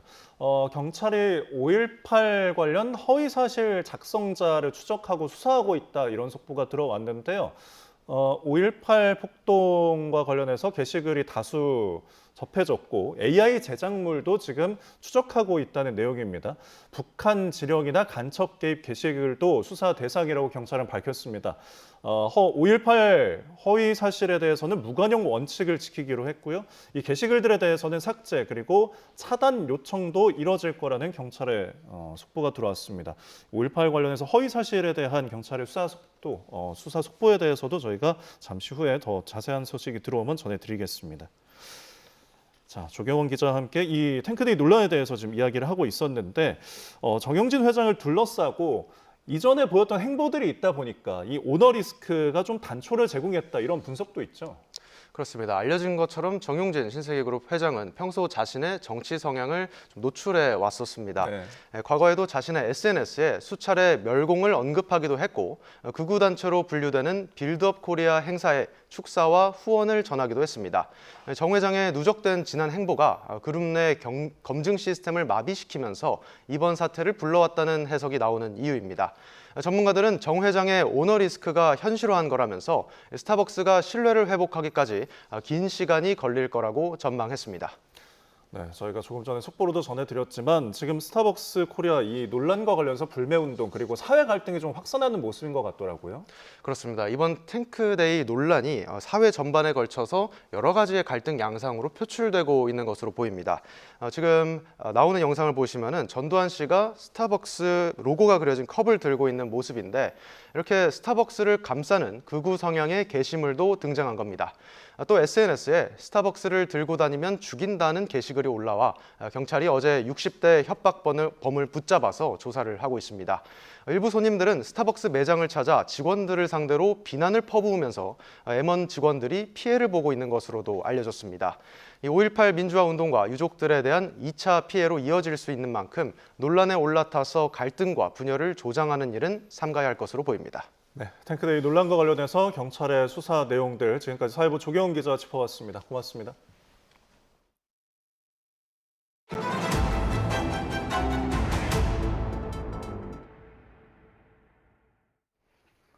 네, 관저 이전 공사 특혜 의혹을 받은 윤석열 정부 비서실 핵심 인물들이 구속 갈림길에 섰습니다.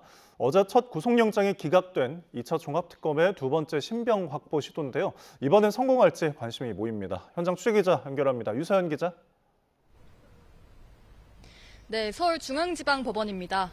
네, 윤석열 정부 대통령실 고위 관계자들이 줄줄이 영장 실질 심사를 받고 있죠? 네, 일단 김호진 전 관리비서관부터 시작됐습니다. 서울중앙지법은 오늘 직권남용 혐의를 받는 김 전 관리비서관의 구속 전 피의자 신문을 진행했습니다. 지난 2022년 관저 이전 공사 당시 무자격 업체인 21g의 공사비를 지급하기 위해 행정안전부 예산을 불법 전용한 혐의인데요. 윤재순 전 총무비서관과 김대기 전 비서실장도 같은 혐의로 구속 전 피의자 신문을 받고 있습니다. 권창영 2차 종합특검팀의 두 번째 신병 확보 시도인데요. 앞서 이은우 전 KTB 원장에 대한 영장은 기각됐는데 이번엔 성공할지 관심입니다. 네, 종합특검팀은 오늘 홍장원 전 국정원 1차장에 대한 소환 조사도 진행하고 있죠. 네, 종합특검팀은 오늘 오전 10시부터 홍 전 차장을 내란 중요임무 종사 혐의 피의자 신분으로 불러 조사하고 있습니다. 국가정보원이 미국 중앙정보국 CIA에 비상계엄 취지를 설명하는 등 정당화하려 했다는 의혹 관련인데요. 홍 전 차장은 출석하며 혐의를 부인했습니다. 직접 들어보시죠. 과연 그 조태원 원장이 저한테 그런 지시를 할 수 있는 상황이었는지 한번 생각해 보시면 어느 정도는 상식적인 선에서 이해될 수 있을 것 같아요. 2차 특검은 비상계엄 당시 1차장 산하 해외 담당 부서 직원이 CIA 한국 책임자를 국정원으로 불러 계엄 선포 취지를 설명한 것으로 보고 수사 중인데요. 홍 전 차장이 이 과정을 보고받고 재가했다고 의심하고 있습니다. 오늘 조사는 당초 저녁까지 이어질 예정인 거로 알려졌었는데요. 특검은 조금 전 진행이 빨라져서 잠시 뒤 곧 조사가 끝날 예정이라고 밝혔습니다. 네, 그리고 김건희 씨에게 로저비비의 가방을 선물한 혐의로 기소된 김기현 국민의힘 의원 부부의 첫 정식 재판도 시작됐죠.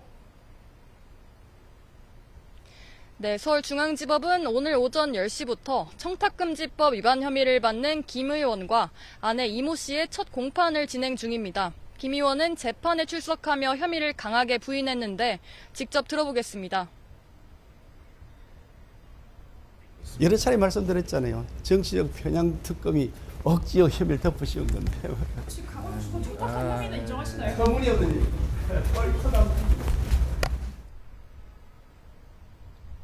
김 의원 부부는 지난 2023년 3월 김건희 씨에게 시가 267만 원 상당의 로저비비의 클러치백 1개를 제공한 혐의로 기소됐습니다. 특검팀은 당대표 당선에 대한 대가로 명품 가방이 제공됐다고 보고 청탁금지법을 적용했는데요. 김 의원 부부 측은 가방을 준 사실은 인정하면서도 직무와 관련 없는 인사 차원이었다고 주장했습니다. 지금까지 서울중앙지법에서 YTN 유서연입니다. 네, 앞서 속보로 전해드린 내용 다시 한번 전해드리겠습니다. 스타벅스의 이른바 탱크데이 프로모션이 논란인 가운데 경찰이 온라인을 통해 확산하는 5.18 관련 허위 사실 유포에 적극 대응하겠다는 방침을 밝혔습니다. 경찰청은 최근 온라인을 통해 5.18 민주화운동 관련 허위 사실 유포 행위와 관련한 다수의 유죄 판결이 존재한다며 그 사례도 설명을 했는데요. 5.18은 폭동이라는 다수의 게시글과 또 생성형 AI를 이용한 것으로 보이는 신문기사 형태의 북한 지령, 간첩 개입이라는 게시글을 찾아서 그 작성자를 추적하고 수사하고 있다고 밝혔습니다. SNS를 통해 확산하는 5.18 관련 허위 사실에 대해서는 무관용 원칙으로 적극 수사하고 삭제와 차단 요청도 병행할 예정이라고 밝혔습니다. 자세한 소식은 들어오는 대로 다시 한번 전해드리도록 하겠습니다. 트럼프 미국 대통령은 이란의 고농축 우라늄을 미국이 확보해서 파괴하겠다고 밝혔습니다. 최대 쟁점인 우라늄 처리를 두고 미국과 이란 모두 물러서지 않으면서 협상에 어려움이 예상됩니다. 워싱턴에서 신윤정 특파원의 보도입니다. 도널드 트럼프 미국 대통령은 이란의 고농축 우라늄을 미국이 확보해 파괴하겠다고 말했습니다. 이란 모즈타바 하메네이 최고 지도자가 농축 우라늄을 해외로 반출하지 말라는 지시를 내렸다는 소식에 단호하게 맞대응한 겁니다. We will get it. We don't need it. We don't want it. We'll probably destroy it after we get it, but we're not going to let them have it. 이란을 남겨놓고 저농축으로 희석한 뒤 국제사회 검증을 받는 방식은 향후 이견이 생길 수 있는 만큼 아예 실체를 넘겨받겠다는 뜻으로 보입니다. 또 파기를 언급한 건 미국이 농축 우라늄을 악용할 수 있다는 우려를 불식시키려는 의도로 보입니다.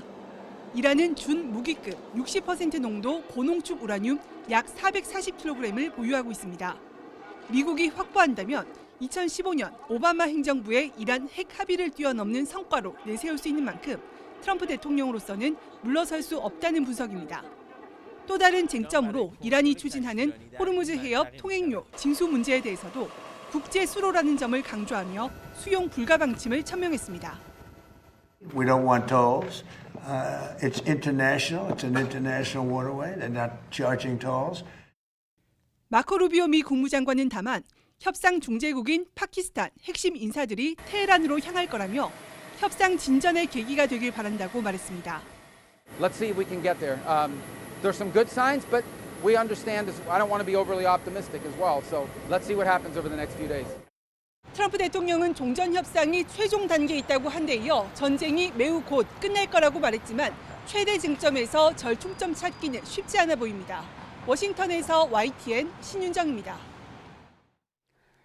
트럼프 미국 대통령의 개인 자산이 백악관 재입성 1년 반 만에 165% 급증하면서 10조 원 고지를 눈앞에 둔 것으로 나타났습니다. 영국 텔레그래프는 트럼프 대통령의 순자산이 백악관 복귀 직전 3조 5천억 원에서 현재 약 9조 2천억 원 규모로 불어났다고 보도했습니다.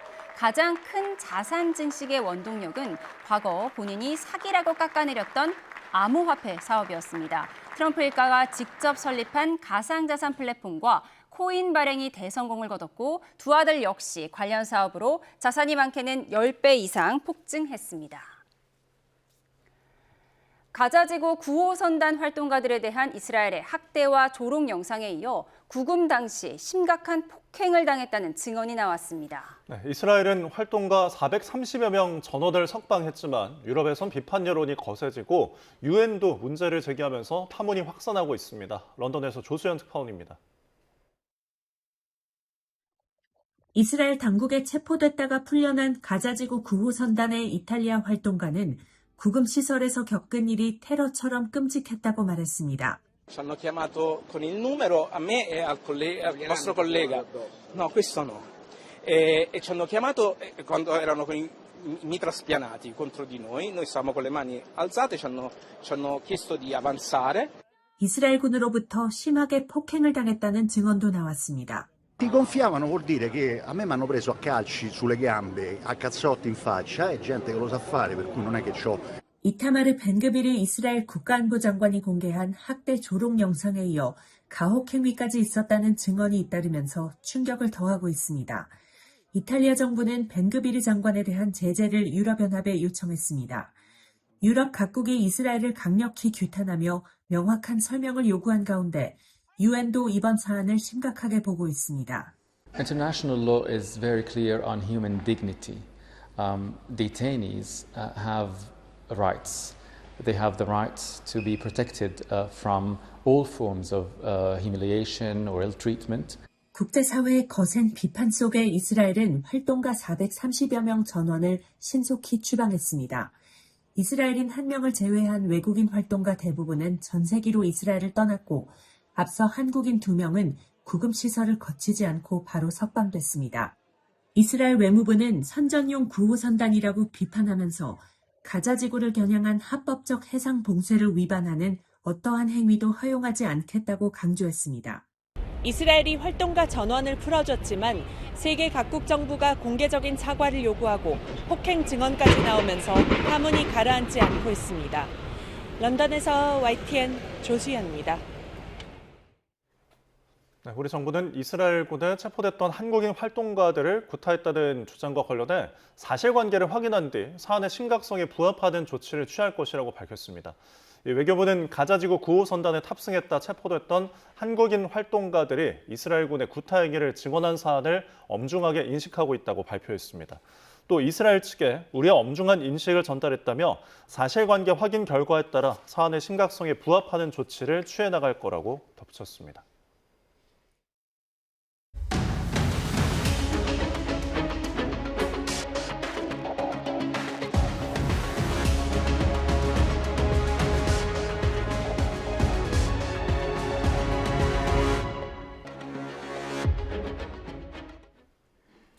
네, 중동 사태가 발발 석 달을 향해 가는 가운데 이란의 고농축 우라늄 처리 문제가 종전 협상의 핵심 쟁점으로 떠올랐습니다. 한편 가자지구 진입을 시도하다 이스라엘군에 잡힌 우리 활동가들이 오늘 귀국을 했는데요. 구타와 고문이 있었다고 주장했습니다. 이 시간 김열서 한국군사문제연구원 안보전략실장과 함께 이야기 나눠보겠습니다. 어서 오십시오. 어서 오십시오. 안녕하세요. 네, 이란의 고농축 우라늄. 트럼프 대통령은 미국이 가져와서 파괴시켜버리겠다 이렇게 얘기했는데 오늘 은둔의 지도자 모스타바가 메시지를 냈습니다. 절대 해외로 반출시킬 수 없다는 거예요?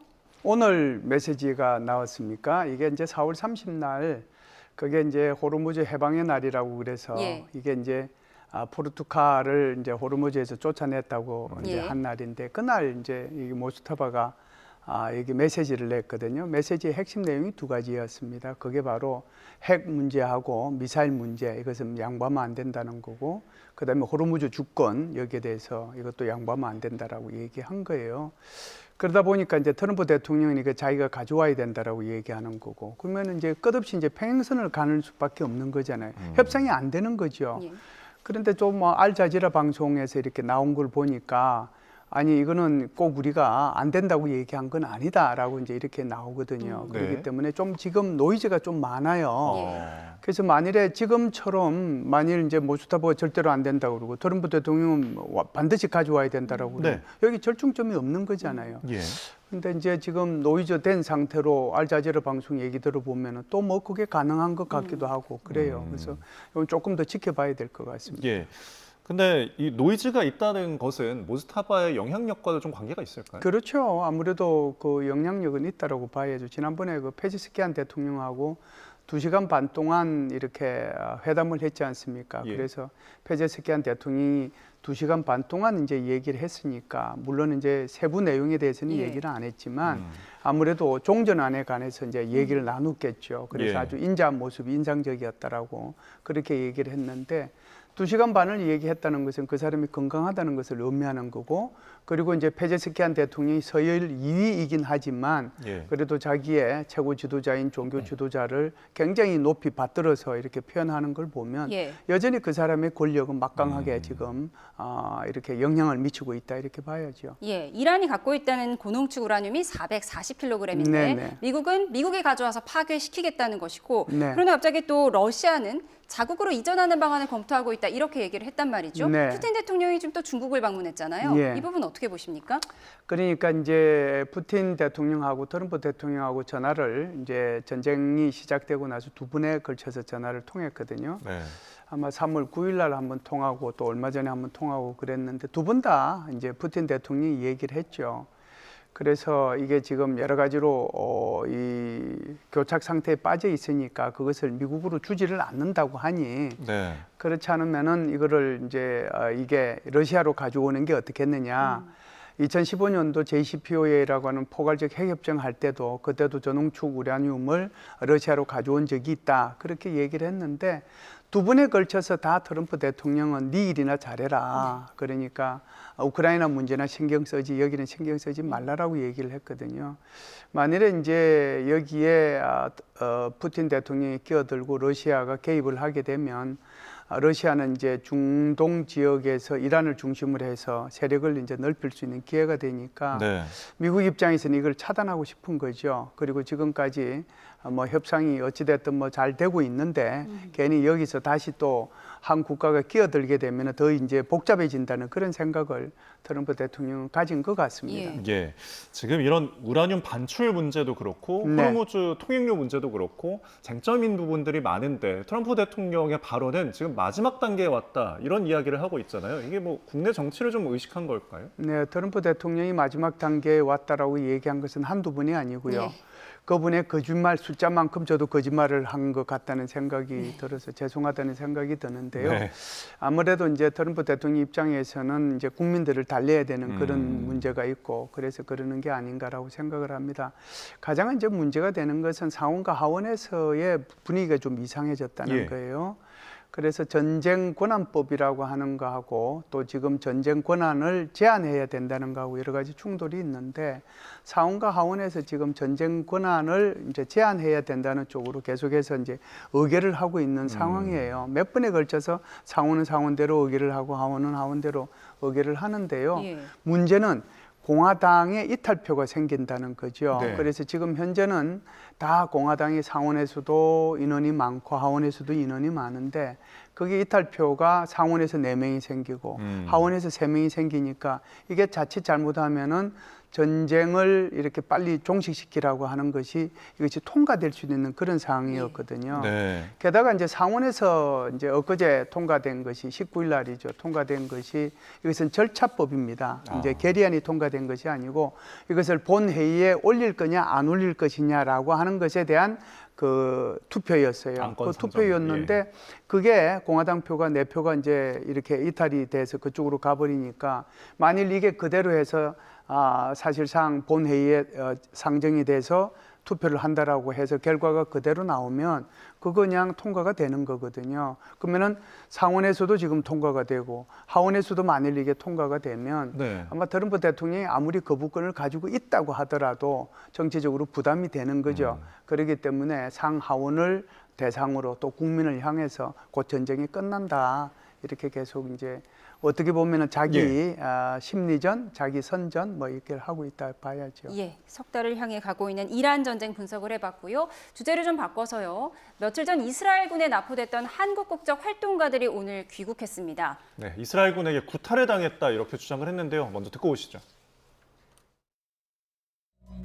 그래서 제가 이미 감옥에 갔을 때는 이미 많은 사람들이 구타당하고 저도 얼굴을 여러 번 구타당해서 지금 사실 한쪽 귀가 잘 안 들리는 상태예요. 공해상에서 우리 배를 아무런 무기가 없는 배들을 납치했고 사람들을 민간인들을 상시적으로 고문하고 감금하고 정말로 견딜 수 없는 정도의 폭력이었고 그런 것들을 이스라엘은 계속해서 합법적인 조치라고 말을 하지만 그것이 전혀 사실이 아니라는 것을 한번 강조드리고 있습니다.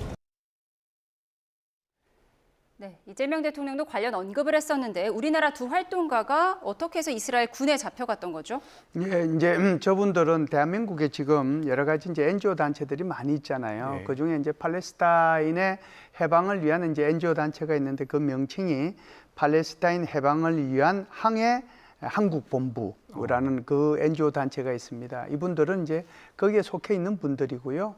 그래서 이제 그러다 보니까 아무래도 이런 구호 선박에 저분들이 이제 탑승을 해가지고 여기 팔레스타인 지역의 가자 지구에 이제 구호품을 이제 갖다 주기 위해서 같이 이제 탑승을 했던 건데 저기 나오는 이제 김아연 씨는 19일 날 가자 지구에 있는 그 해상에서 이렇게 뭐 체포가 됐고요. 그리고 이제 여기 나오는 김동현 씨는 18일 날 키프로스 인근 해상에서 이렇게 됐거든요. 네. 그런데 이제 이분들의 이제 목적은 다른 이번에 잡혔던 인원들이 전체적으로 합하면은 430명이잖아요. 네.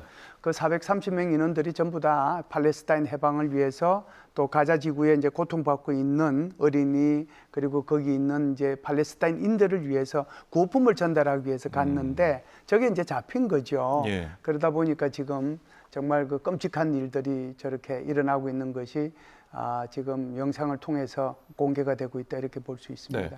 지금 뭐 유럽도 그렇고 유엔에서도 이 문제에 대해서 좀 성명을 내고 있고요. 네네. 의견을 내고 있는데 우리나라 활동가만 지금 풀어준 건가요?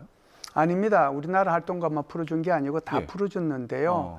우리나라 활동가가 특별히 이제 이번 같은 경우에 다른 나라 활동가들과 좀 달리 대우를 받았던 것은 430명 중에서 구금되지 않고 바로 이렇게 풀려난 인원은 딱 4명입니다. 예. 그중에 우리 한국인이 2명이 있는 거고요. 다른 나라 이제 국적이 2명이 있는데 그만큼 우리 한국 외교부에서 굉장히 노력을 많이 한 거죠. 예. 끊임없이 이제 전화를 하고 또 외교부를 통해 가지고 외교 라인을 통해 가지고 구금하지 않고 바로 여기 석방을 해서 저기 바로 저기 추방을 해라라고 얘기한 것이 아마 이스라엘에서 제대로 좀 받아들인 것 같습니다. 물론 뭐 대통령께서 하신 말씀도 영향은 좀 있었다라고 생각합니다. 예, 말씀하신 것처럼 이재명 대통령이 네타냐후 총리 체포영장 발부된 사람 아니냐 이렇게 좀 격하게 분노하기도 하셨어요.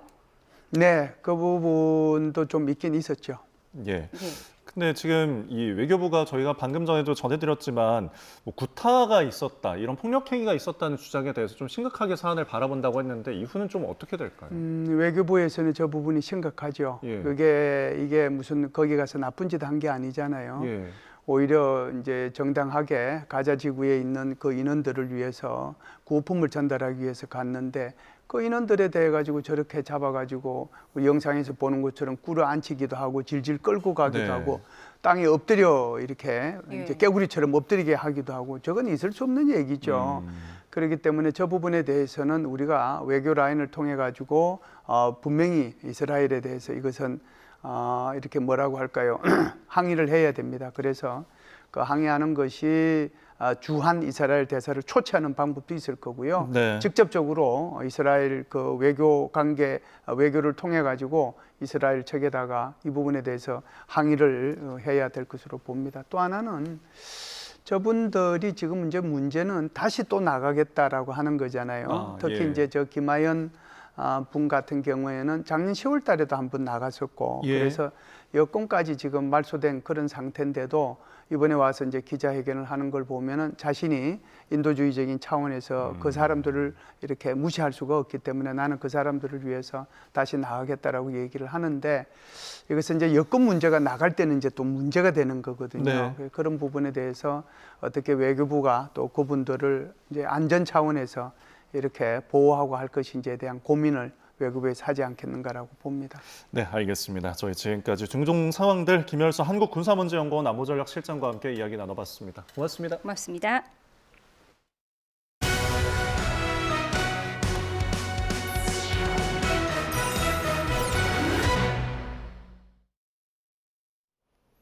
네, 격전제 후보자들을 직접 만나 돌직구로 묻는다. 후보 똑똑 첫날입니다. 이 YTN이 경기 평택을 후보들을 차례로 만나고 있는데요.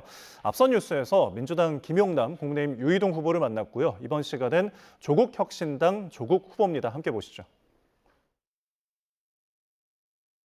포장지 다 떼고 매콤하게 묻는다. 후보 똑똑 강민경입니다. 이번에는 평택을을 접수하겠다며 야심차게 도전장을 낸 조국혁신당의 기둥이죠. 조국 후보님 만나 뵙겠습니다. 후보님 안녕하세요. 네, 반갑습니다. 지역구 선거운동 하시는 건 처음인 것 같은데 그렇습니다. 좀 소감이 어떠세요? 일단 참 설레고 흥미롭고 또 막 심장이 많이 뛰는 느낌입니다. 심장이 얼마나 뛰시길래? 쿵덕쿵덕 뛰죠, 그거야. 직접적으로 지역 주민들 만나야 되거든요. 그렇게 되면 그 속에서 아주 국민들의 마음, 뜻이 아주 생생하게 다가옵니다. 평택을을 위한 후보님만의 대표 공약 딱 한 줄로 소개 부탁드립니다. 한 줄로. 저는 아시아 태평양 AI 센터를 그 평택에 유치하는 것입니다. 네, 후보님은 출정식에서 당보다 임무를 봐달라 이렇게 말씀을 하셨는데 사실 여전히 일부 유권자들은 내가 민주당 찍지 왜 혁신당 찍어? 이런 생각을 하시는 분들이 있거든요. 민주당 후보 한 명을 추구하는 것보다 조국 혁신당 대표인 조국이 들어가는 것이 평택 발전과 대한민국 발전 모두에게 좋다고 봅니다. 감히 말하지만 제가 체급이 좀 높지 않나 싶어요. 후보님을 공격하는 경쟁자들의 대표적인 포인트가 후보님은 평택 잘 모른다 이 말씀이거든요. 사실 처음 오셨을 때도 평택시가 아니라 읍이다, 군이다 이렇게 말씀하셔서 좀 문매를 맞으셨어요. 이들을 유권자들이 아직도 좀 토라져 계신 분들이 있는데 이분들을 달랠 말씀 한번 부탁드립니다. 제가 실수를 했죠. 저는 평택의 신입생입니다. 그리고 그런데 문제는 평택에 얼마나 오래 살았느냐, 그리고 시와 군을 혼동했다 안 했다 보다도 평택의 미래를 누가 더 잘 바꿀 수 있느냐, 그 바꿀 수 있는 힘과 능력과 네트워크가 있느냐가 더 중요하다 생각합니다. 단도직입적으로 선거 결과와 상관없이 합당 그리고 민주진영 통합 진행하실 겁니까? 저는 선거 결과와 관계없이 연대와 통합을 제가 주도하면서 추진하겠다는 얘기를 여러 번 말씀드렸고요. 오히려 저희에게 물을 질문이 아니라 그거는 지난 합당 과정에서 민주당 내부에 격렬한 내분이 일어나면서 무산된 거 아닙니까? 저희의 의지는 확고하다. 오히려 문제는 민주당이다 생각합니다. 네, 매콤한 질문 피하지 않는 후보님의 답변 잘 들었습니다. 지금까지 후보 똑똑 강민경입니다. 대전 MBC가 어젯밤 방송한 충남지사 후보자 TV토론회에서 국민의힘 김태흠 후보의 모두 발언이 통째로 빠진 방송 사고와 관련해 사과문을 냈습니다. 대전 MBC는 이번 사태에 대해 전적으로 책임을 통감하며 김태흠 후보와 국민의힘 모든 시청자께 깊은 사과의 말씀을 드린다고 밝혔습니다. 이어 진상조사를 거쳐 책임을 규명하고 재발 방지 대책 마련에 나설 것을 약속한다며 녹화 원본 공개와 함께 오늘 저녁 8시 40분부터 토론회 영상을 다시 방송할 예정이라고 덧붙였습니다. 6.3 지방선거 공식 선거운동 첫날 인천에서 선거 현수막이 무단 철거됐다는 신고가 접수돼 경찰이 수사에 나섰습니다. 인천 남동경찰서는 어제 조국혁신당 측으로부터 남동구 길병원 사거리에 건 당 소속 남동구 의원 후보의 현수막이 철거되고 그 자리에 다른 현수막이 걸려있다는 신고를 접수했습니다. CCTV 확인 결과 기존 현수막은 관할 행정복지센터 직원이 회수한 것으로 파악됐는데 경찰은 경위를 파악하고 있습니다. 수원FC 위민을 꺾고 결승에 오른 북한 내 고향 여자축구단이 일본 도쿄 베르디를 꺾고 아시아 여자클럽 최강자에 오르겠다는 의지를 드러냈습니다. 북한 팀에 대해 거친 경기를 한다는 지적에 대해서도 적극적으로 반박했습니다. 양시창 기자입니다. 수원FC 위민의 한 점 차로 역전승을 거두고 결승에 오른 북한 내 고향 여자축구단. 결승 전날 공식 기자회견에서 북한팀이 거친 축구를 한다는 평가에 발끈했습니다. 심판이 있고 반칙은 반칙이고 경고는 경고 초구를 받고 하는 것이 운명이 있기 때문에 질문에 답변하기에 앞서서 이제 그 표현 자체가 옳지 않다고 생각합니다. 이러면서 준결승과 마찬가지로 결승에서도 규정이 허용하는 범위 안에서 최선을 다할 것이라고 강조했습니다. 다만 결과를 예단하기는 어렵습니다. 상대가 최강 전력으로 무패 행진을 벌이며 결승에 오른 일본의 도쿄 베르디기 때문입니다. 조별리그에서 펼쳐진 한 차례 맞대결에서도 도쿄 베르디에 4골을 내주며 완패를 당했습니다. 내 고향 축구단은 단단한 수비와 빠른 역습으로 결승에 나서겠다는 각오입니다. 수원구장 잔디와 응원 분위기에 대한 적응을 마쳤고 역전승으로 자신감도 충전했습니다. 우리 팀이 보다도 말하자면 강한 훌륭한 이런 팀으로 이제 발전하는 좋은 계기가 되는 것, 이것 또한 역시 이제 우승에 못지않게 대단히 중요한 목표라고 생각합니다. 이번 경기에서 조선여성 특유의 강한 정신력과 여러 가지 경기 수법들을 잘 활용하여 반드시 승리자가 되겠습니다. 멜버른을 꺾고 결승에 선착한 일본 도쿄 베르디 역시 예선부터 우승을 향해 달려왔다며 강력한 우승 의지를 드러냈습니다. 상금 100만 달러가 걸린 결승전에서 아시아 최강 여자 축구 클럽은 누가 될지 축구 팬들의 관심이 이곳 수원 종합운동장을 향해 있습니다. YTN 양시창입니다. 서울중앙지방법원은 오늘 배우 김규리 씨 자택에 침입해 강도 행각을 벌인 혐의를 받는 40대 남성 A씨에 대해 구속 전 피의자 신문을 열었습니다. A씨는 법원에 출석하면서 왜 침입했는지, 범행을 미리 계획했는지, 현금을 요구하며 협박한 사실을 인정하는지 등 취재진의 질문에 아무 답도 하지 않았습니다. A씨는 그젯밤 9시쯤 서울 북촌 한옥마을에 있는 김 씨의 집에 침입해 금품을 요구하고 폭행한 혐의를 받습니다. 당시 집안에 있던 김 씨와 다른 여성은 감 씨가 소홀해진 틈을 타 주택을 빠져나온 뒤 인근 행인에게 도움을 요청한 것으로 파악됐습니다. 어젯밤 경기 김포시 마산동에 있는 아파트 지하주차장에서 주차된 승합차에서 불이 났습니다. 이 불로 50대 남성이 온몸에 2도 화상을 입고 심정지 상태로 병원에 옮겨져 치료를 받고 있습니다. 내일부터 사흘의 연휴가 시작됩니다. 우선 첫날인 내일은 낮까지 곳곳에 비가 내리면서 기온도 선선한 수준을 보이겠습니다. 하지만 일요일부터는 하늘이 맑아지면서 기온이 오르겠는데요. 월요일에 하늘은 다소 흐려지지만 기온은 더욱 올라서 서울의 낮 기온이 30도 등으로 더워지겠습니다. 내일 비는 강원 동해안을 제외한 전국에 내리겠습니다. 오전부터 낮 사이 오락가락 내리겠고요. 내리는 양은 5mm 미만으로 적겠습니다. 내일 비가 그친 뒤엔 하늘에 구름만 지나겠습니다. 또 동해안에서는 너울성 파도가 높게 일어서 해안가 안전사고에 유의하셔야겠습니다. 자세한 내일 낮 기온을 보면 서울 24도, 대전과 광주도 24도, 대구 22도 등으로 예년 수준을 다소 밑돌겠습니다. 연휴가 끝난 뒤 화요일에는 다시 전국에 비가 내릴 전망입니다. 날씨였습니다. 금요일 뉴스온 마치겠습니다. 함께해 주신 여러분 고맙습니다.